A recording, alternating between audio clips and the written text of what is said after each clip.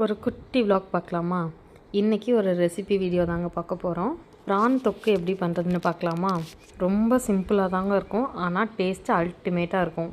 இதுக்கு ஃபஸ்ட்டு நல்லெண்ணெய் 2 table spoon எடுத்துக்கோங்க. அதில் பட்டை மட்டும் போட்டு தாளிச்சுக்கோங்க.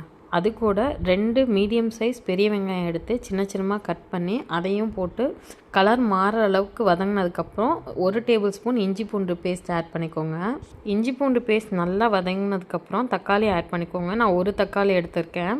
எண்ணெய் பிரிஞ்சு வந்ததுக்கப்புறம் மசாலா எல்லாமே ஆட் பண்ணிக்கோங்க. மஞ்சத்தூள், மிளகாய்த்தூள், சோம்பு சீரகத்தூள், தென் மல்லித்தூள் நான் ஆட் பண்ணியிருக்கேன். அதோட மெஷர்மெண்ட் எல்லாமே நான் மேலே கேப்ஷனில் கொடுக்குறேன். தேவையான அளவு உப்பு ஆட் பண்ணிக்கோங்க. நான் ஒரு டீஸ்பூன் அளவுக்கு உப்பு ஆட் பண்ணியிருக்கேன்.